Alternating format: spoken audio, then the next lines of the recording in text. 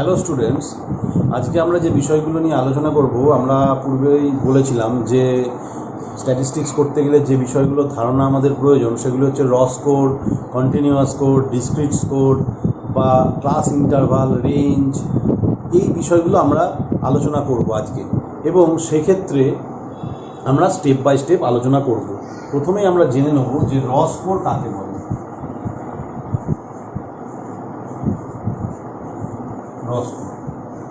র স্কোর হচ্ছে any amount of qualitative and quantitative score which obtained from a measurement or an experiment.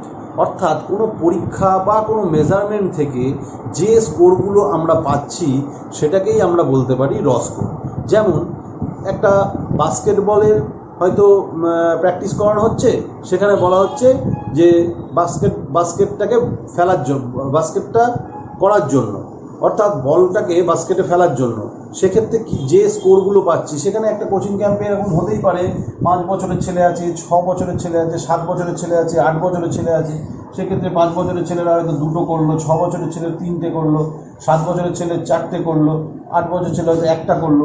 এই যে স্কোরগুলো আমরা পাচ্ছি, এই স্কোরগুলোই হচ্ছে র স্কোর, এবং এটা provided that if no statistical treatment has been done on it, কোনো স্ট্যাটিস্টিক্যাল কোনো রকম যে ট্রিটমেন্ট এর ওপর করা হয়নি, সেটাকেই আমরা বলছি র স্কোর। যেমন কোভিড আক্রান্তের সংখ্যা কতগুলো, সেই সংখ্যাটাকে যখন আমরা পাচ্ছি অ্যাজ এ মেজারমেন্ট হিসাবে, সেটাকেই আমরা কিন্তু বলছি র স্কোর। এরপরেই আমরা চলে আসব যে কন্টিনিউয়াস স্কোর। এরপরে আমরা যেটা দেখব সেটা হচ্ছে কন্টিনিউয়াস স্কোর।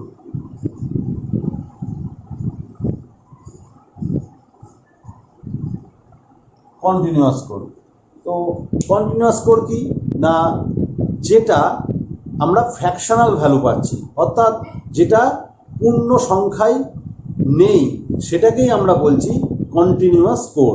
অর্থাৎ যেমন 5.7, 6.3, 4.45 ইত্যাদি। এই যে সংখ্যাগুলো আমরা পাচ্ছি, যেগুলো সবই ফ্র্যাকশনাল ভ্যালু আছে, which has a fractional value is called continuous score. এবং এইগুলোকে আমরা যখন converted to the nearest whole number is called discrete score.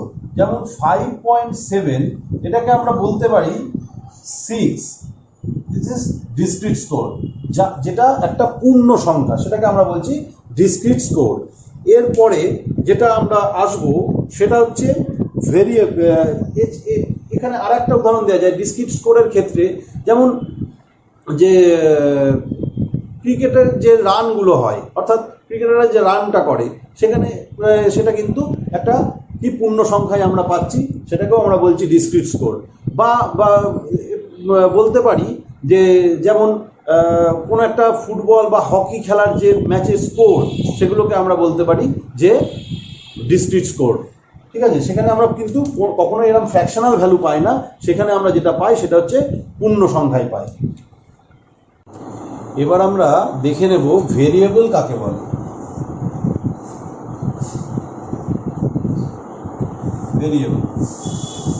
Variable হচ্ছে যেটা নামটা থেকে আমরা বুঝতে পারছি, যেটা ভ্যারি করে, টাইম টু টাইম ভ্যারি করে।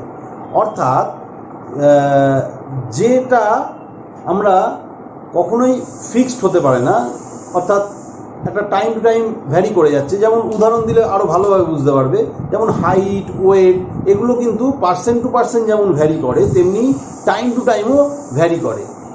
এই ক্ষেত্রে আমরা এগুলোকে আমরা বলে থাকি যে ভেরিয়েবল। এবার হুইচ ক্যান বি চেঞ্জ, যেটা চেঞ্জ করা হয়, চেঞ্জ হয়, সময়ের সাথে সাথে চেঞ্জ হয়। আর এই ভেরিয়েবলকে আমরা দুটো ভাগে পেয়ে থাকি। একটা হচ্ছে ইন্ডিপেন্ডেন্ট ভেরিয়েবল,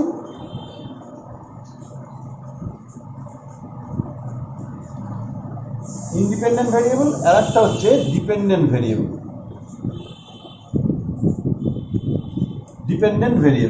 এবার ইন্ডিপেন্ডেন্ট ভেরিয়েবল কোনগুলো? ইন্ডিপেন্ডেন্ট ভেরিয়েবল হচ্ছে যেটা হচ্ছে স্বাধীন, অর্থাৎ নামটা থেকেই আমরা বুঝতে পারছি ইন্ডিপেন্ডেন্ট, অর্থাৎ যেটা স্বাধীন এবং যেটা আমরা ম্যানিপুলেট করতে পারি। আমাদের ইচ্ছা মতন, আমাদের প্রয়োজন মতন আমরা যেগুলোকে আমরা ম্যানিপুলেট করতে পারি। যেমন ধরে নিচ্ছি যে একটা কোনো একটা ট্রেনিং শিডিউল তৈরি করা হচ্ছে, একটা ট্রেনিং ফিটনেস প্রোগ্রাম সেট করা হচ্ছে। তাহলে ফিটনেস প্রোগ্রামটা কি না ইন্ডিপেন্ডেন্ট ভেরিয়েবল, এবং এর সাথে সাথে যেগুলো আমরা দেখব ফিটনেস লেভেল, এটা কিন্তু ডিপেন্ডেন্ট ভেরিয়েবল। অর্থাৎ cause and effect relationship independent ভেরিয়েবলের সঙ্গে ডিপেন্ডেন্ট ভেরিয়েবলের যেটা রয়েছে সেটা হচ্ছে কজ অ্যান্ড এফেক্ট। তুমি কি কি ট্রিটমেন্ট দিচ্ছ তার উপর নির্ভর করছে কি না তার ফিটনেস লেভেল। সেই ক্ষেত্রে আমরা বলতে পারি যে তখন ওটা কিন্তু ডিপেন্ডেন্ট ভেরিয়েবল, অর্থাৎ যেগুলো আমরা পাচ্ছি তার ফিটনেস লেভেলের যে ডেটাগুলো আমরা পাচ্ছি সেটা কিন্তু ডিপেন্ডেন্ট ভেরিয়েবল। এরপরে যেটা আসবো আমরা সেটা হচ্ছে অ্যাট্রিবিউট।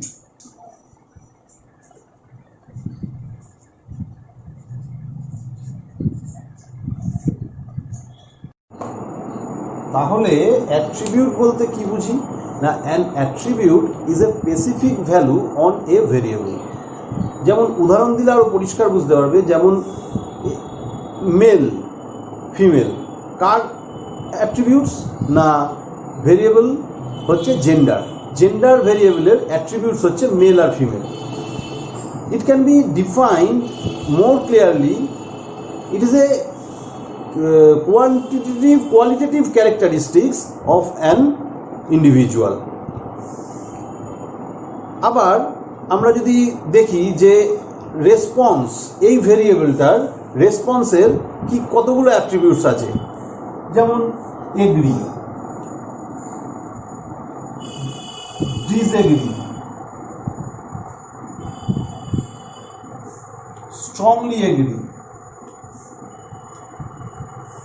strongly agree,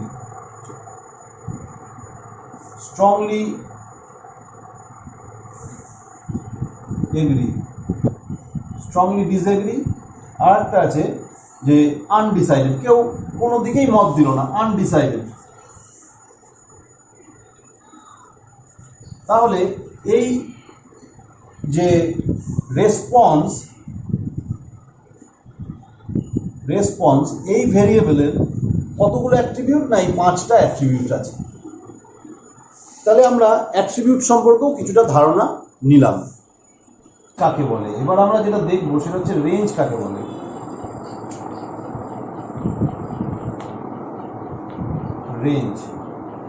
রেঞ্জ কি না, the difference between highest and lowest value of A number series.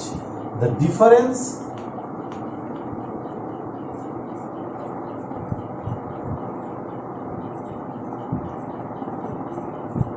between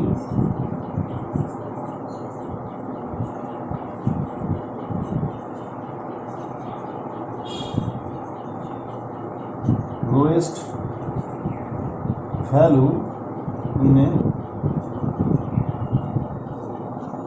number series। তাহলে এক্ষেত্রে এখানে যে কতগুলো নাম্বার আমরা দেখতে পাচ্ছি একটা সিরিজের দেওয়া রয়েছে, সেই ক্ষেত্রে এর মধ্যে হাইয়েস্ট ভ্যালু কোনটা আমরা দেখে নিই। হাইয়েস্ট ভ্যালু কোনটা,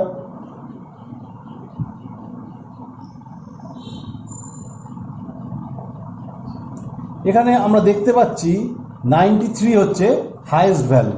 তাহলে 93 minus lowest value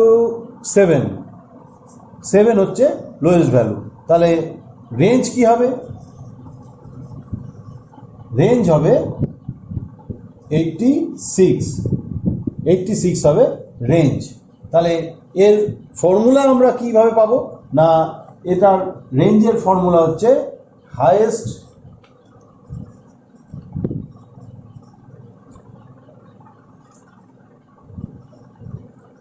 value minus lowest value. এটা একটা আছে, আর একটাও ফর্মুলা আছে, সেটা হচ্ছে একই, এই যে value minus lowest value plus 1।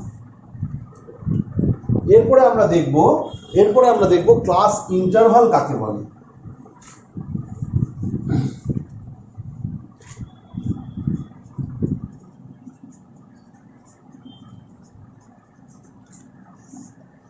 Class interval, আমরা যে রেঞ্জটা পেলাম, একটা নাম্বার সিরিজের যে রেঞ্জ পেলাম, সেই রেঞ্জটাকে ছোট ছোট ভাগে আমরা ভাগ করে দিই।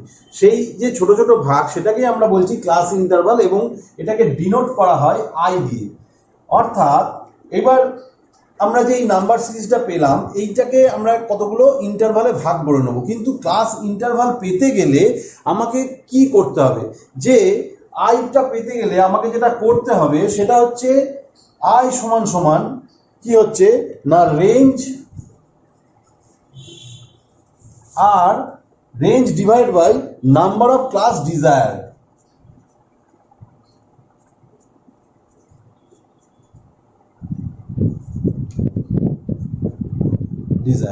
অর্থাৎ তুমি কতগুলো ক্লাস ইন্টারভাল চাইছো সেইটার একটা অ্যাজিউম করে নেওয়া, এবং রেঞ্জ তো আমরা আগেই পেয়েছি। এক্ষেত্রে ধরে নিলাম 86 বেরিয়েছিল রেঞ্জ, সেটা আমরা ধরছি যে নাম্বার অফ ক্লাস যদি 10 হয় তাহলে হচ্ছে 8.6। কিন্তু আমরা কি ফ্র্যাকশন দিয়ে ক্লাস ইন্টারভালটাকে করব, সংখ্যা অতগুলো সংখ্যা হবে না। তা আমরা সাধারণভাবে 10 থেকে 20-র মধ্যে এটা হয়ে থাকে, 10 থেকে 20-র মধ্যে। তাহলে 8.6 এটাকে আমরা 10টা ক্লাস ইন্টারভাল করতে পারি। এই ক্লাস ইন্টারভাল আমরা দুরকমভাবে পেয়ে থাকি। একটা যেমন ধরে নাও 0 থেকে 9, 10 থেকে 19, 20 থেকে 29, 30 থেকে 39, এরকমভাবে হতে পারে। আর একটা পেতে পারি যে 0 থেকে 10, 10 থেকে 20, 20 থেকে 30, 30 থেকে 40, এইভাবে আমরা পেতে পারি।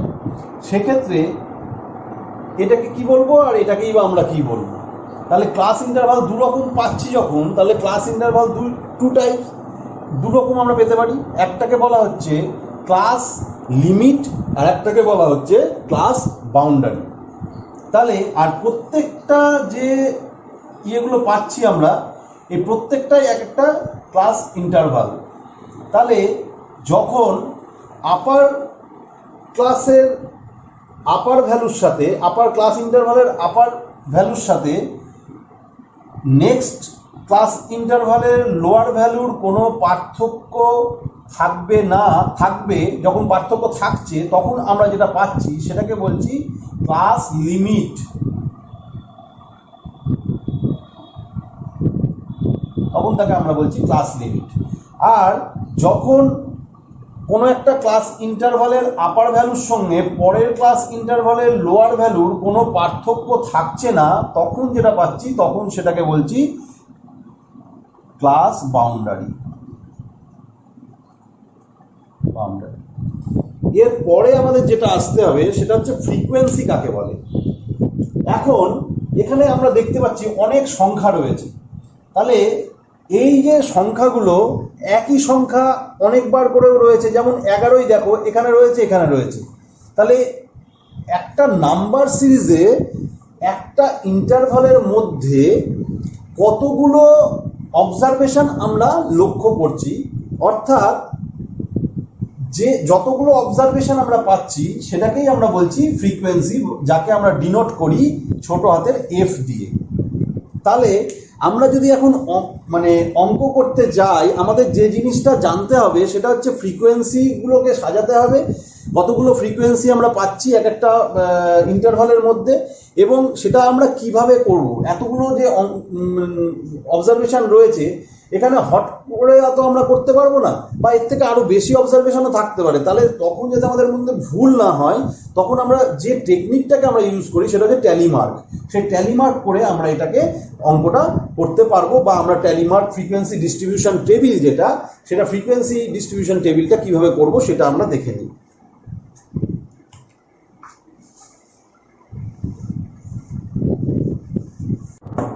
তাহলে এক্ষেত্রে যে ক্লাস ইন্টারভাল আমরা পাবো এখানে এই অঙ্কটা করার ক্ষেত্রে, সেটা আমরা দেখে নিই। ক্লাস ইন্টারভাল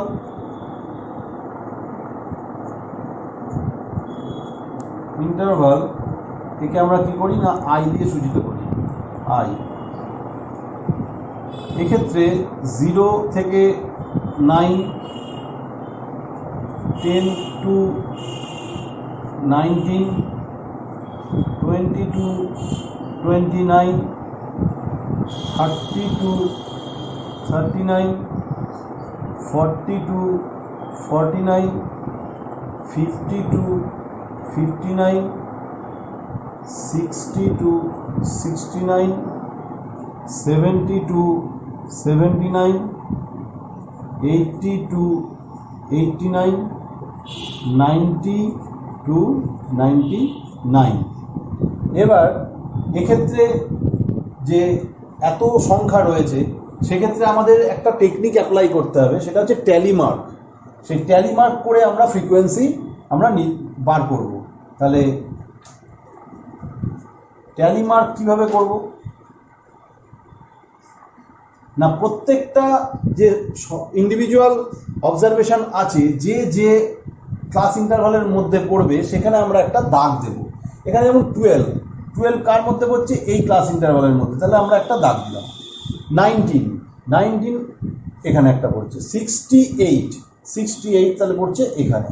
72 পড়বে এইটার মধ্যে। 27 পড়বে এটার মধ্যে। 11 তাহলে পড়ছে এটার মধ্যে।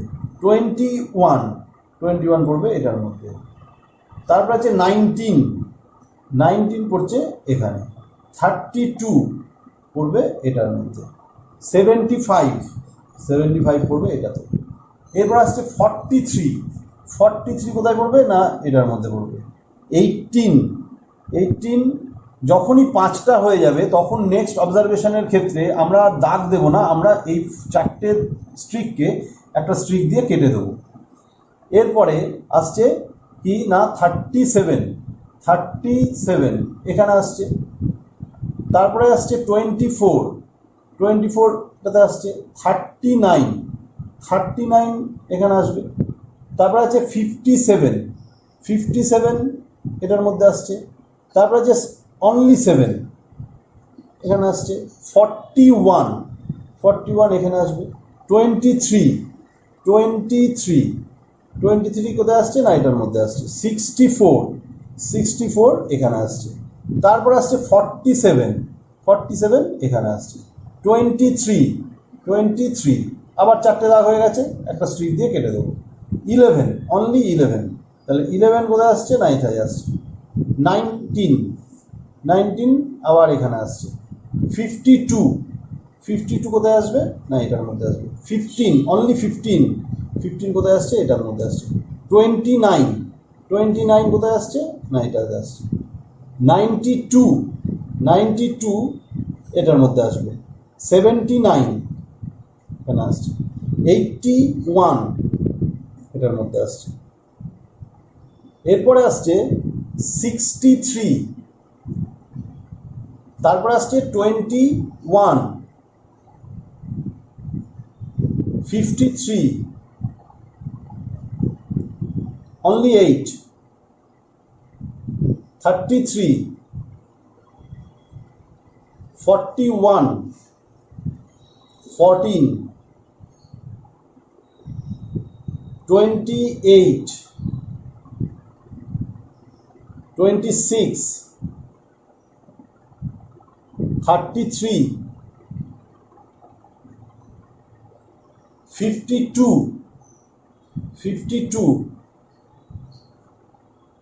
40, 93, 45, 36, 19, 40,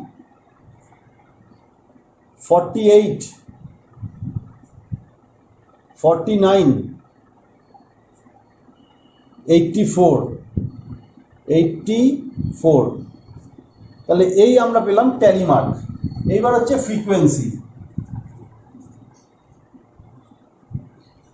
ফ্রিকোয়েন্সি যাকে আমরা ছোট হাতের এফ দিয়ে ডিনোট করি।